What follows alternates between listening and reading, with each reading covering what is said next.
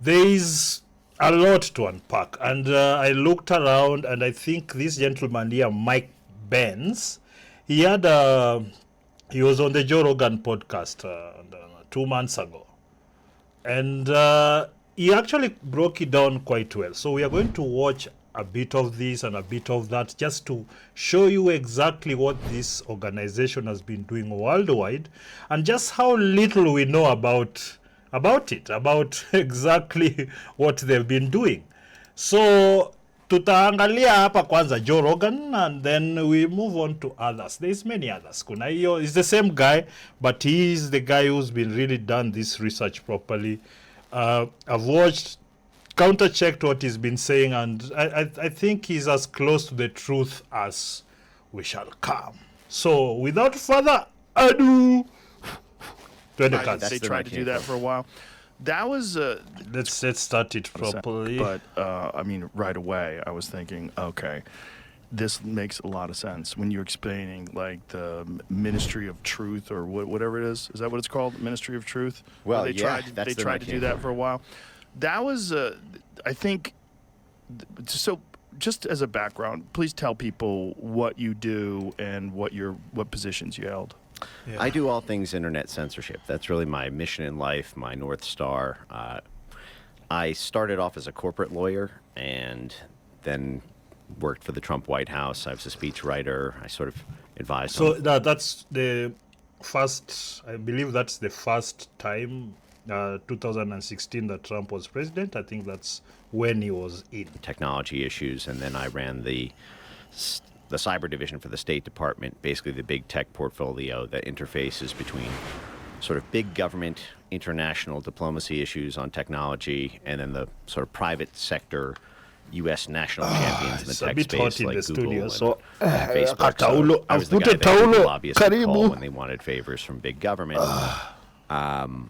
But, you know, my life took a huge sort of U-turn, you might say, when the 2016 election came around and I became obsessed with the early development of the censorship industry. You know, So just so that we are clear, you know, a lot of this actually was stepped up. It had started long before, but because they were having whatever you're going to hear, they were having their way for so long, they were fine with it until the orange man won. Then they stepped it up, and I believe that's when really most of us started feeling the censorship and all these things. But why? Giant behemoth of government, private sector, civil society organizations, and media all collabing to censor the. You've heard that the government. Let's repeat that. Censorship industry. You know, this giant behemoth of government, private sector, civil society organizations. Yeah. So the government, the private sector, your Safaricoms, your whatnot, and civil society, NGOs, activists, all that. So all these entities that you look up to so much, all of them were captured by USAID. How? And media all collabing to censor the internet. It was kind of a weird path from there. When did it all start rolling? When did the government realize that they had to get actively involved in censorship, and what steps did they initially take to get involved in this? It started in 2014 with the Ukraine fiasco, the coup, and then the counter. Yeah, so many people don't actually know that prior to all this melee, can I call it a melee? Prior to the violence in Ukraine at the moment, the U.S. had already, they've been doing this, you know, regime changes for a very long time. So they had gone to Ukraine, and there was what was his name? I can't remember, but I guess he's going to talk about it. But that's really a lot of people don't understand how this war came to be. But this is part of the ingredients that brought that to be. The coup was great for internet free speech. I mean, you really do need to start the story of internet censorship with the story of internet freedom, because promotion of censorship is sort of the flip side of promotion of free speech. And we've had this free speech government diplomatic role for 80 years now. When World War II ended, we embarked the international rules-based order that was created in 1948. We had the UN, we had NATO, we had the IMF, the World Bank. We had this big global system now.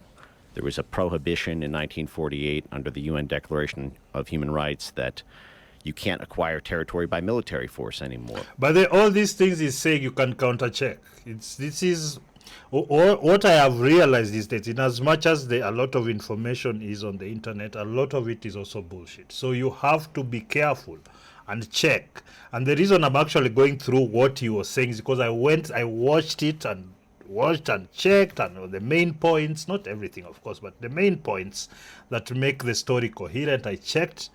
And yeah, he's right Have up it be here. respected by international law. So everything But had to you move need to to do soft your own power research. influence. And so the U.S. government took a very Yeah, sorry, respected you by had that. international law. You can't acquire territory by military force anymore and have it be respected by international law. So everything had to move to soft power influence. And so the U.S. government took a very active role beginning in 1948 to promote free speech around the world. And this was done through all these, initially CIA proprietaries like Voice of America and Radio Free Europe and Radio Liberty. So what you see when he says CIA preparatory organization, it's like now the CIA actually started commandeering a lot of the, the front-facing institutions, media and whatnot that actually communicate with the people. So the radio stations, TV stations, movies, whatnot, they actually inserted a lot of the propaganda in all those media, if you like. So that is what most people don't actually get, that a lot of some of these things happen. Like I was hearing what you were saying, it really broke my heart. I almost lost hope. They're everywhere. And then the whole Wisner's, Wurlitzer, State Department, CIA apparatus, all the early partnerships with the media and the war machine around propaganda for World War II continued through the Cold War. And then that hit the gas with promotion of free speech on the internet when the internet was privatized. It was initially a military project, so it was a government operation from Jump Street. And then in 1991, the World Wide Web came out, civilian use.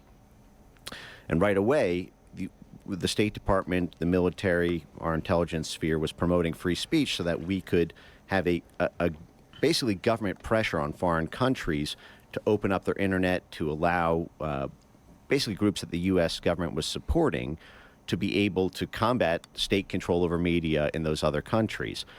You've heard that. So since, of course, the U.S. has been militaristic since then. They've invaded countries, whatnot. But for majority of the way they engaged was through this soft power, what they call soft power. So to put pressure using media, civil society, and whatnot on governments. So most of the time we used to think that was a good thing, but we used to hear all the civil society is crying about this thing has happened, this corruption. What we were not aware that it was the same beast. But so we already had this sort of deep interplay between government, tech companies, universities, NGOs that dates back 80 years. You look at the evolution of NGOs. Think about that. 80 years, head start. They'd already started planning, slowly putting things in place. This is the thing I always tell people. A lot of organizations, a lot of companies, a lot of countries, they think decades ahead, but I don't find that to be something that we are good at. You are told, millennial goals, so Project 2030, Project 2050 will do this. So as we are told, we popularize it, then we wait to see what they are supposed to do. They tell you, we have to do climate change things, we have to do diversity things, and we need this many people in this type in this place by this time, That was, a lot of these things, they used to sound so clever when we were growing up when in the media, because we didn't know anything. We were not exposed at all to anything other than the mainstream media and the propaganda they were feeding us. It was like Freedom House or the Atlantic Council or Wilson Center and promoting these free speech things. So, but what happened is in 2014, we had about 25 years of successful free speech diplomacy. And then there was we tried to overthrow the government of Ukraine. We successfully did. And I'm not even arguing whether that's a good or a bad thing. But the fact is the U.S. did effectively January 6th, the Yanukovych government out of power. Yeah, Yanukovych. If you remember, I remember when Zelensky was coming in, that kind of they fronted him to people like this comedian, just carefree, whatnot, and what. And then, at the same time, they're pulling a coup behind that. So what we are seeing is Zelensky and his quirkiness and whatnot. But what is going on at the back of that is an actual coup. 2014. I mean, we literally had our Assistant Secretary of State for Europe and Eurasian Affairs, Victoria Nuland, handing out cookies and water bottles to violent street protesters as they surrounded the Parliament building and ran the democratically elected government remember out of that. office. But then what happened is, and you see, this was a democratically elected government, but now US was pressuring through the civil society media and whatnot for the person they wanted to come in.